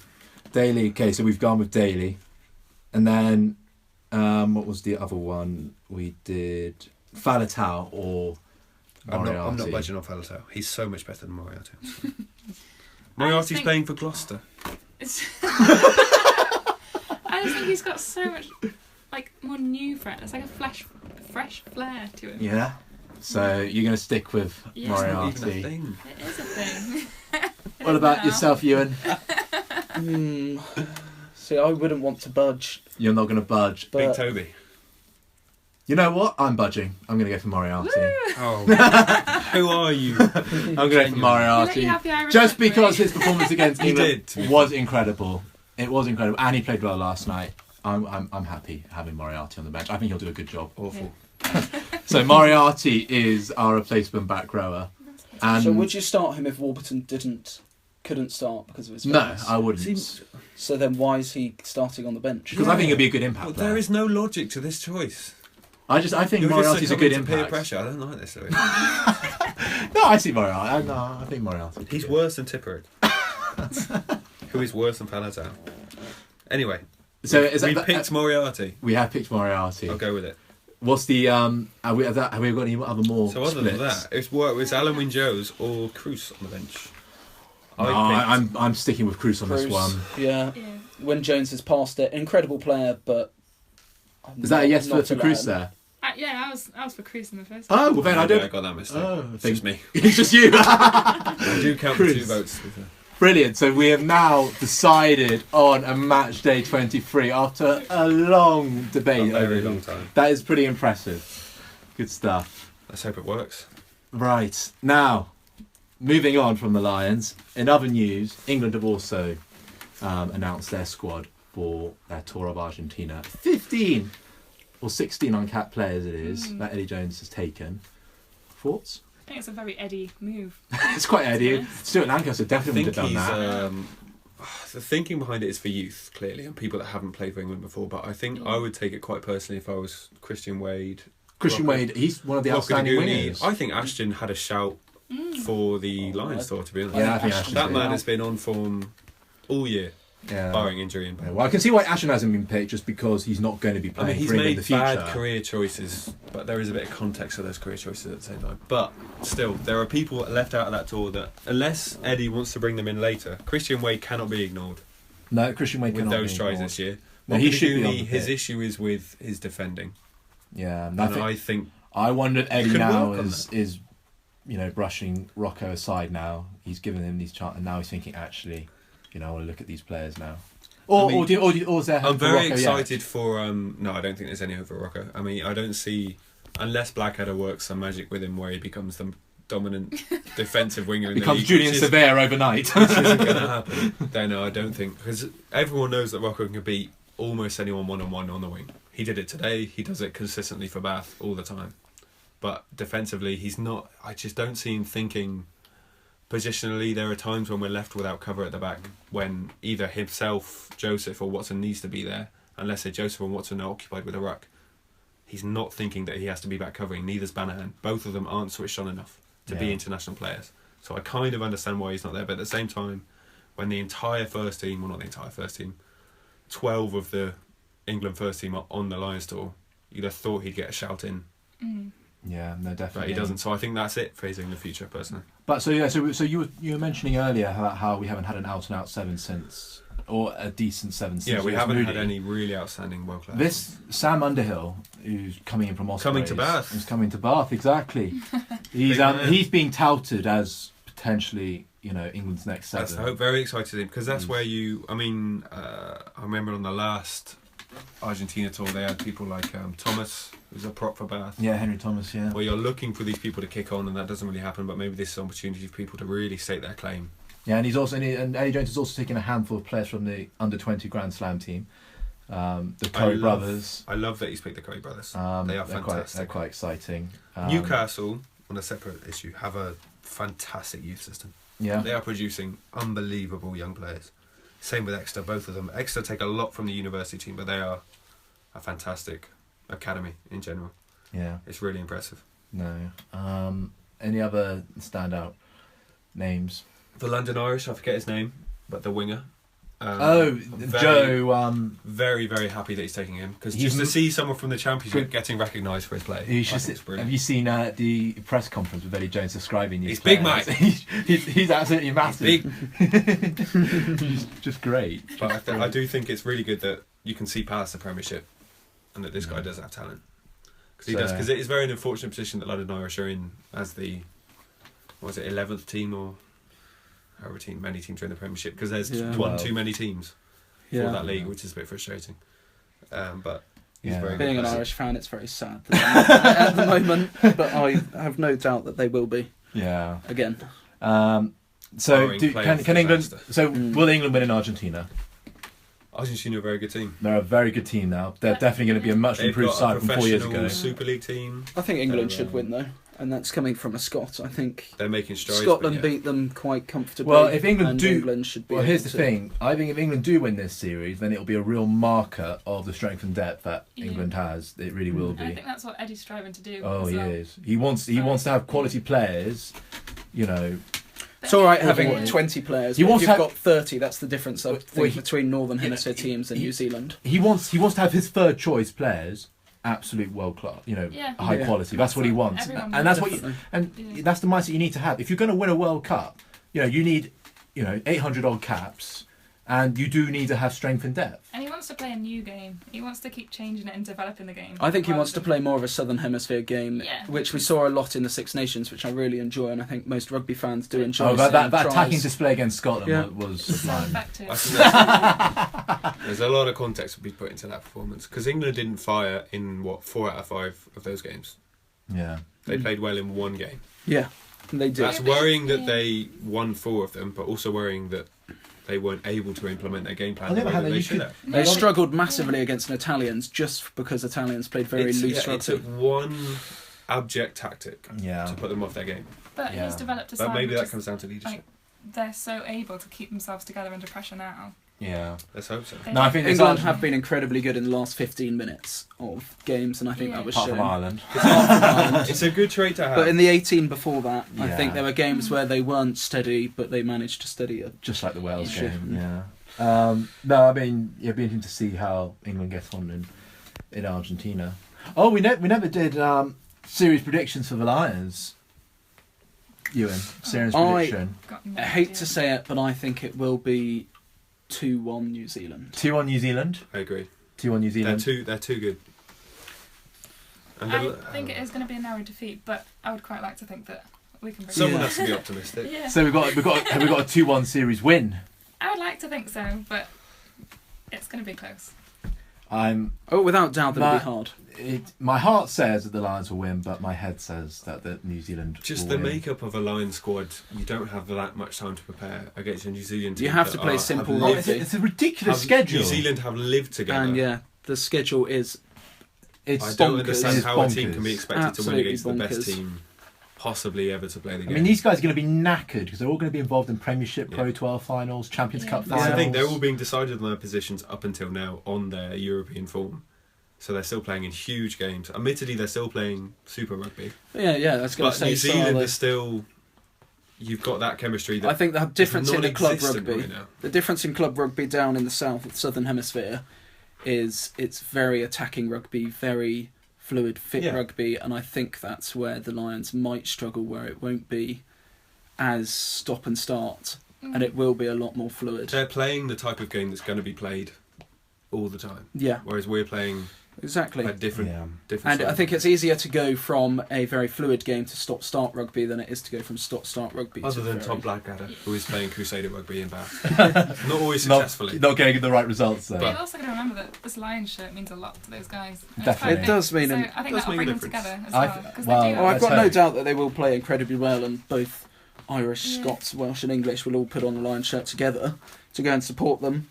But I think The that... Lions game's a very passionate one though. Yeah. Yeah. I think what the important thing is, and I'm Which sure the matches, players will do yeah. that, nationalities go to one side, and It's then about making- everyone and fans alike all get under the Lions. All It's get about behind the making Lions. history. And let's face it, if the Lions do win this summer, How much he's going. I would go as far as to say that if the Lions win this summer, it will be the greatest series victory ever for the Lions. Yeah. I think so, yeah. Any Lions Just team that because of beats a New Zealand team that's won the World Cup, back-to-back World Cups. Well, here's the thing. This is That's the quite thing. You entertaining. see. It is a different team, though. Yeah, They've it lost is. a lot of stalwarts. It McCaw, is, and obviously, I think- Dan Carter. But I think there's great they've had potential. no It's issue not with like they- replacing them. I mean, Fran Bowden Barrett, now the World Player of the Year He's now. very different to... I say he's very similar to George Ford, actually. Except a lot better. I genuinely wouldn't say a lot better. He's... So Defence, that's why I have an issue when people talk about George Ford's defence. Yeah. I don't... If he's... It's not really that bad, but he just gets you can play overpowered. that way in Super Rugby with a Yeah. small 10. Yeah. He just needs more protection. So on that note, who do we think are the key players for New Zealand that the Lions need to watch out for? I mean, one name sticks out, and that's Julian Severe. I was going to say Severe. 45 Definitely. tries in 49 starts, I think. Terrifying. That is ridiculous. That is How do you utterly keep a player like ridiculous. that quiet? That's the thing. I think England also... Well, not England, the Lions and the English players have to be careful. Well, I think mainly for the centres. That's Yeah. why I said England, because the New Zealand centres are both incredibly powerful, incredibly good tacklers, but also their offloading game is Yeah. second to none. Exactly, and also New Zealand game players like Nihir Milner Scudder back as well, which is a big fillet. And Sonny Bill Williams is going to be involved. We all know what he can do. Yeah. Will he be wearing sponsorship? That's a good question. Good question. Apparently he is. He With is. So, the, yes. of the Lions series. A strange man. That's what we've heard. Yeah. But Kieran Reid, that'll be an interesting head-to-head. Kieran Reid versus Billy Vunipola. I think Reid tops it World Cup first. winning captain I think Reid tops it. versus maybe the best eight in world rugby right now. See, I still think Reid offers a little bit more. He's got more of the rugby head. He can read the game a bit better, I think. But he just doesn't have that go forward like. No, Reid he does. doesn't have the go forward, but he's got everything else that I think that Billy maybe lacks a little bit. Yeah, I'm gonna go with Billy because I just think he's very good in because the thing that He sets is. him apart from the rest of the eights in the Northern Hemisphere at least is his offloading ability. He's just so good. Like when you think he's So just going to take it to ground. into a New Zealand team straight away, Yeah. basically. Because that's Yeah. what they do. So, Yeah, no, I think They come off the I think scrum, I think they Billy take would. on the scrum half, I they think take on the Billy, 10 and if they Billy offload. was a New Zealander, I think that he would be strongly considered for the. I'm not test team. I'm comparing eights. They don't come up against each other in a match that often. 8 versus 8, Yeah. head on. So we're talking about what their play is to do with the rest of their team. And Billy, certainly recently, he's a brilliant ball carrier. But I'm not sure if that's just him standing out in the Northern Hemisphere as a ball carrier relative to what Reed would stand out. Well, I mean, I guess the Lions series We'll find out. We'll find out. I think they're too economical. Yeah, I don't think the Lions can underestimate the because club Vunipola rugby is over head and there shoulders either. above any other 8, other than possibly the King himself, playing for maybe. Northampton. Yeah, no, he is pretty good, to be fair. Who is fantastic, but unfortunately French. Unfortunately French. Oh well.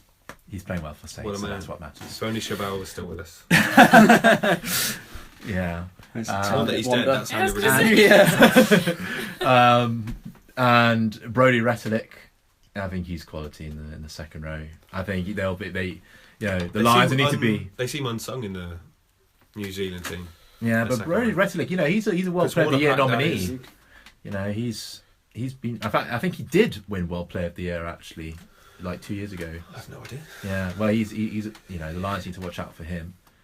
And then the scrum half battle between Perinara and Aaron Smith. I mean, quite frankly, I don't want to face either player, to be honest. I was going to say, I think both of them top Northern Hemisphere Aaron scrum Smith, halves. top quality. Conor Murray's going to have his work cut out. He really is. To really top either of those two. But players. Conor Murray's done it once against. He All has Blacks. done it once, There's but no I think reason. it's also then the play that happens around And also, it's that. in New Zealand as well, which Yeah. is the toughest The place in island- world rugby to and go just to. the island back size row of the was squad, outstanding. the size of the squad that they're now taking to New Zealand, I think it could be slightly too big. There's so much kit that they're going to be lugging around the whole of New Zealand, whereas New Zealand will be used to travelling around. Yeah, I know they're only playing in Auckland and Wellington, but then all the club matches as well. yeah, It's a around.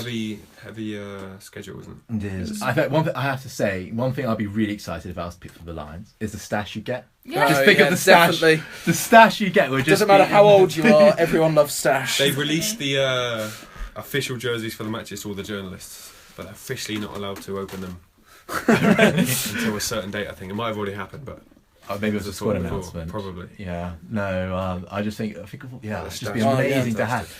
Everyone loves stash. Yeah, You can make a lot Having of money that for red a little shirt. bit on eBay. Yeah. Right. So moving on from men's rugby, earlier last week I caught up with the England Women's Rugby World Cup winning head coach Gary Street, and this is what we talked about. Yeah, hi Gary. Was it quite difficult for you to go back to normal after the high of winning Women's Rugby Ultimates prize? Yeah, it was a bit of a whirlwind post that. There was lots of really nice awards, both from personally and for the team, more importantly, and BBC Sports Personality of the Year, where we won the Team of the Year, all that sort of stuff, being invited to centre court and lots of... Yeah, it must have just been crazy. Yeah, it was incredible, some of the events we went to. And then the normality kicked in, and then it was a bit about what do I do next, what's the most important thing, how could I balance life and work, which I hadn't done very well, if I'm honest, for a 10-year period, and trying to get a new plan. Yeah, no, definitely. So what's your kind of assessment of, now you're out of the setup now, what's your think of the current England women's team at the moment? Yeah, well, I think obviously it's very fortunate that they're professionals at the moment. Yeah. That just gives them such an advantage over everybody else, and not particularly just the training time, but the rest time. We were really fortunate in that period from January to August in my World Cup year in 2014, where we had them pretty much full time. Not quite the extent they've got now, but we did do that, and that made such a difference to the whole programme that we could just relax rather than trying to cram everything into a 4-hour period, I suppose. Yes, and obviously because they can focus full time now on rugby as well. Yeah. Otherwise they couldn't do beforehand. So does it come as any surprise then that they're Grand Slam winners this year? No, I think it was right that they brought the Sevens players back who'd been out obviously quite a lot since the World Cup. That made a difference, having Kate McLean, Moth and Scarrett. Yeah. That just makes a difference itself with bringing those in, and then when they're now full time and into a 50s programme, I was really confident that the Grand Slam was there to lose rather than win, really. Yeah. So it was really pleasing to see them come out the way they did. Looking ahead, because this is also a World Cup year, which is going to be hosted in Ireland. So how do you see England performing there? I think we've got every chance. So I think the preparation time, the quality of the players that they've got, and the experience of the number of players that have played in two World Cups now, and they're winners as well, so they know what it takes to win. Being a World Cup winner, I think, gives you definitely an edge, and it gives you a mental strength that they're going into it as the current world champions, and there'll be lots of competition undoubtedly, but on the day, I think they can beat anybody. So it's just making sure that those the 5 games in 17 days, which is such a physical and mental test, and that was the difference between 2010 when we lost in the final game at the Stoop against New Zealand and the 2014 World Cup, is that we handled the whole competition better, and I think that's what the challenge is, to do that again. Yeah. So which other nations are the contenders, do you think, this year? There's a lot. I think definitely New Zealand, obviously. New Zealand, we can never count them out. Yeah, France are very strong. Ireland have shown they can beat everybody on the day. Canada, I think, will be, we're not really dark horse anymore, having been in the final last time, but we're always underrated as a nation, and they've got some really good players, and again, that with their sevens players backing as well, they'll be smarting from the last World Cup final. We used that as a huge sort of something that spurred us on to go forward, losing in 2010, and Canada are going to have that same thing as well. So there's a whole host of them. So they'll probably have that mindset. They've got nothing to lose now, I guess. Yeah, absolutely, and also that the hurt in the final. I think if you look back in their body language after the game, I do think they probably, there wasn't 100% belief they could win. Some of them did. In our players, we had the desire was so burning. The losses and the hurt had driven us on so much that it was almost unthinkable we could have come off the pitch losing. Yeah. Well, it's those defeats that what define teams and what shape them up. I mean, we'll see. I think Eddie Jones was saying something very similar about how that defeat recently against Ireland is quite a significant stepping stone in their journey. So it's going to be. I think it looks like it's going to be quite tough for England, though. Yeah, they've been, because everyone's going to want to. They're the team to beat, I guess. Yeah, and I think New Zealand had that for years, and they coped with that brilliantly well. Went in 20 years, I think, without losing, with everybody still trying to get at them. So yeah, we've all been the team to beat, but we've got a really good pool of where we should get through. But then semi-finals and finals of World Cup, it's all up for grabs. And it is. Who have you got fit? If it's all about the strength of the squad as well for me. That having so many games in a congested period is that we had the luxury that we could rotate every game. We went into the final with the squad had 1,145 caps, which was a record at the time, and it'd be difficult to get that number. But that gave us the ability during the 5 games that we could rest and we could sort of hopefully peak for the semis and the finals, which fortunately we did. All right, well, let's hope. So you just mentioned obviously the team being fully professional now. Has this played a massive part in England's recent success, would you say? Because obviously they were world champions without being professionals, of course. Yeah, no, I don't think it's the reason that they are. We won 7 Six Nations and 6 Grand Slams not being professional, with a whole host of other things. It will help going forward without doubt, but I don't think the girls that work with me we all talk about professional, the little P. They didn't get paid for it, but they was as professional as anybody I've worked with, and the amount of effort that they put in. So it will help. It won't be the reason that they'll win it. Okay, cool. Has the women game moved on significantly since you've been involved in the England setup? Since I first started, massively. Without doubt, my mantra and the reason that I stayed involved was to get rid of brackets. I wanted to get rid of wasn't that a good game in brackets for women? Isn't she a good player? Isn't that a good rugby player in brackets for a woman? So people like Maggie Alfonsi, Katie McLean, Emily Scarrett, the whole host of them, Molly Waterman, they changed that. They got rid of the brackets. They're just good rugby players, and we had a great rugby team. That World Cup team was a great team at any standard, at any level, and the first try in the World Cup final, I think it's as good as a try that I've seen anywhere. So it moved on massively. I've been involved for over 25 years now, and we had some good players, but the range was quite marked, and definitely now, as the game's gone on, people, Katie McLean started playing at 6 years old. We're having that now in schools. We've got girls playing at a really young age, and I think that it will continue on, and the game will get better and better. Oh, fantastic. So yeah, that was going to be my next question. Where do you see the future of the women's game going? Are we going to see more and more teams becoming professional?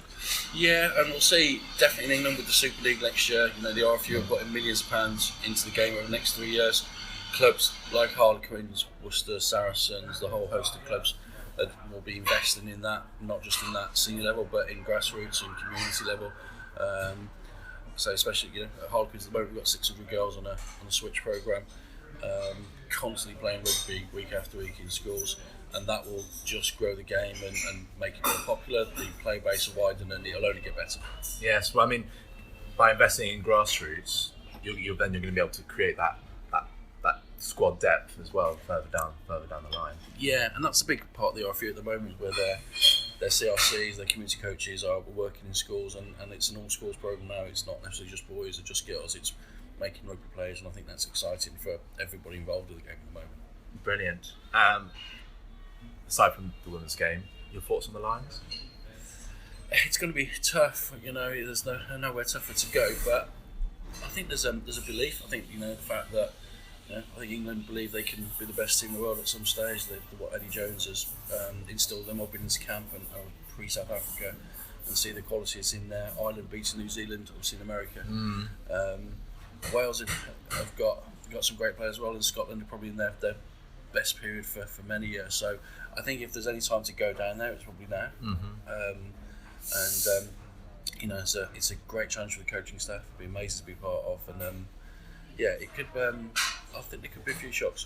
Yeah, in the squad selection, and also in the results. I think, and I think both in that way that I think they. I think if they're brave, and they're going to have to be.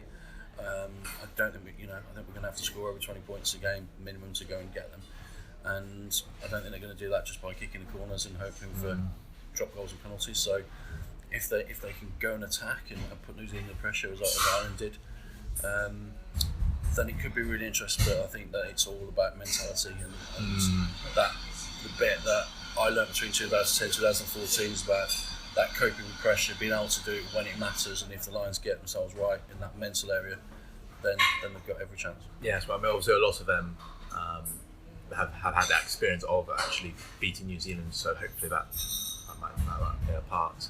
But so yeah, who would be your captain, your tour captain? Or Eddie Jones has suggested having 4 captains.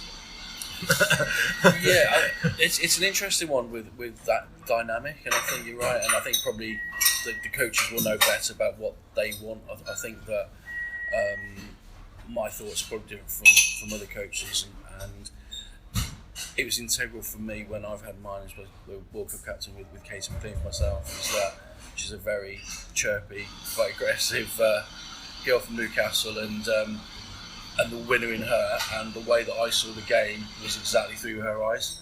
And we had some very good candidates that could have would have been captains: Maggie Fancy, Emily Scarrett, Laurie Waterman. But as a coach, you've got to pick somebody that you really trust that is going to play the game that you feel as well. So I think that'll be the case in the Lions tour as well. Brilliant.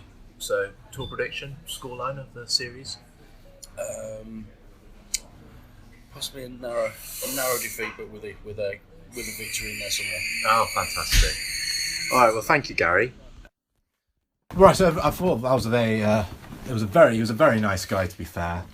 It's such a massive insight, and it was really interesting, that Eddie Jones had recruited him himself to, help out with the coaching just before the South Africa game. So, Fran, obviously you've worked with Gary. How do you view him as a coach? He's fantastic. So I've only spent a little bit of time with him and seeing what he does at the Oxford Blues with the women. But he's taken what was a very basic, straightforward girls playing rugby game and turned it into a very intellectual way of playing, which is why they've been pretty successful. Yeah, well, I mean, as we heard in the interview there, he really wanted to sort of take away those brackets. Women, are good at rugby in brackets, but whatever. And I think the fact that he's led England to a World Cup win, he's certainly helped with that, trying to break that stigma. Yeah, definitely. He is, because he's making them play the same game that the men play, but they're women, and it doesn't really make a difference because they're successful in the way that they do that. Yeah, I think that's the same with most sports. We should just start looking as athletes rather than men and women. Yeah. Especially when you change over to sports like tennis, and you think Serena Williams, I think, is the best tennis player of all time, and people have to stop saying, "Oh, she's a woman, like she's a man playing in a women's game." I was like, no, she's an incredible athlete who's playing an incredibly high level of tennis all the way through. And I think it's a real shame that people do say, "Oh, that was a really good throw or a really good kick for a woman." I think just no, that's a really good kick. You wouldn't say that in a men's game, would you? So. Well, then you're with Andy Gray in the Sky commentary box saying that sort of thing. But yes, I mean, it's obviously the England women's team has just recently turned professional, and it was quite interesting to hear that he didn't think that this was a big reason behind England's Grand Slam win. It was quite a big because I was expecting him to say because now they can now commit full time to this, but it would certainly help. He did say that because they're professional, they've got more time, which means they've got more time for training, focus, but also relaxation, which is massive, and that would have helped them. He didn't deny that it didn't help them. Yeah, but I think their mentality maybe didn't change, and they were always mentally professionals. Quite. That was his point. But yeah, I think becoming professional is a huge thing, and I think that all international female teams should be international and professional. Sorry, they should be professional. They're going to have a whole new prowess going into this next World Cup now. Yeah, and they'll have the pressure, especially from Canada, on them, as we heard. And if the Canadians were professional, I just think it would then drive on women's rugby to become better and better and better. Well, I think that's what is going to happen now. More of these teams are going to become professional. So it should. The breakthrough has to be in the domestic game. That's where the grassroots, as we said earlier, are going to be invested. It's going to be where you need to bring young girls coming into that sort of setup where maybe professional is the goal. We just have to get away from the stigma of rugby as a boys' game. It's not going to be something that you're going to do as well as something else. People want to just do rugby for their entire life, and if you're a professional rugby player, that's what you want to do. And if you can get girls into that at a young age, then surely the quality in general is going to improve. Definitely. So there needs to be more money invested by probably Premiership clubs, because that's where the money is, and it's coming from broadcasters and whatnot, and they need to do more to help the grassroots. And they also need the exposure, like we were saying. Women's rugby needs to be on more TV channels. It needs to be more widely reported on, and it needs to be really showcased for what it is. Yeah, at the moment we've only got BBC highlights, and I think some of the games were shown on live online, TV for the women's online stuff. Yeah. So there needs to be more exposure. I mean, I know there's not that much appetite, but for sure there would be more appetite if it was shown. It was more readily available, whereas tucked away on the BBC website. So there needs to be more exposure, and it takes people in his position to push that agenda. So there are a few more who would then push it on the broadcasters more, whoever they have the contracts with. So obviously, so this year, of course, we've got the Women's Rugby World Cup, Very exciting. and being held in Ireland. Fran, how do you see England performing in that competition? Very well. Well, they're going in as reigning world champions. They're reigning world champions. The favourites.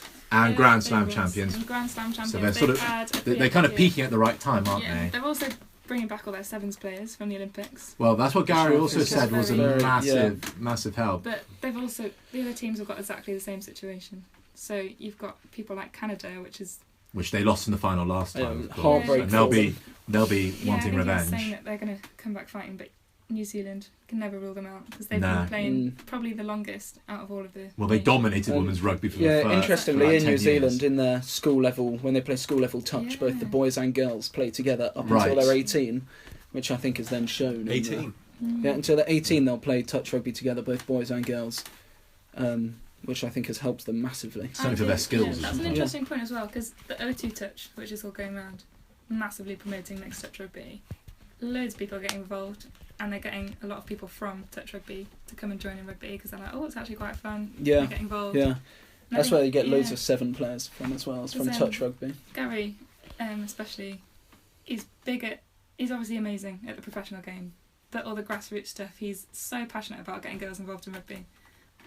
He's at Oxford now, super passionate about that, but it's a collegiate uni, and they've managed to get a whole first team, which is pretty solid. They've got their development squad, but they've also got the Panthers in the middle, so they've got a first team and second team, and they're getting all the development players coming through. They're all then playing for their colleges each year, and that's massive. That is pretty rare. To do that. That is pretty impressive. See, that's where club rugby needs to come into that. Yeah, definitely. Just sort of need to get people going from club, then playing at university. Club rugby is an entirely boy environment. There's no room for a women's. I played with a girl, I think until we were 13, and then she wasn't basically allowed to play. Same over in Newbury, in the same way. So there needs to be more of a context for girls to play, because if there was, she would still be playing. Right. I don't know if she still is in a the university. Universities are playing a big part, because the Bucks League now is pretty massive. It's very competitive for the women in the rugby and the uni. So you've got the two head-to-head between Cardiff Met and Northumbria.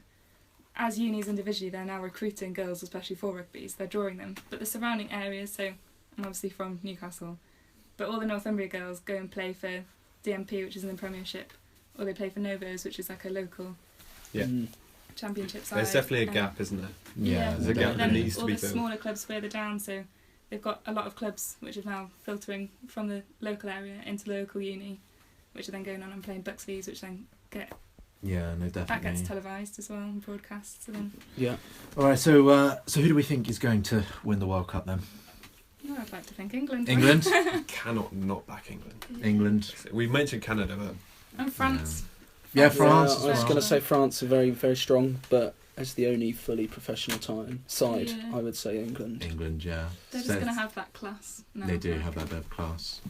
Right, so moving on to our final section of today's episode. Our alternative sport of the week is moth sailing. So moth sailing is a one-man boat, but it's on hydrofoils. They're on these foils, and they glide just like the America's Cup boats. They like moths, but very, very small. Maybe like moths. They are small, but they are fast. They literally fly fast. across water. So you've had some experience. Yeah, so I was very lucky. A few years ago, I went to go and see. I was sailing on an Extreme 40 boat, which is like a toned-down version of an America's Cup boat. And they were doing a moth sailing exhibition, and it's incredible to see these boats come up out the water. None of the actual boat is touching the water apart from the hydrofoils, and they can turn on an absolute pin, and jet back the other way. Yeah. Well, there's talk about moth sailing coming into the Olympics. So very exciting for that. Exactly. So for those listeners who think this is a really cool sport, and it is a really cool sport, do get involved at your local sailing club. Give it a go, and you probably won't regret it. So that is our alternative sport for the week. And that's all we have for today. Thank you to all our panellists today. To Ewan, Allman, Fran, Ronan, and Jack Waters. Thank you so much for coming on the show, boys and girls. It's been a pleasure. Thank you. Thank you. I just wish Connor Daly was here.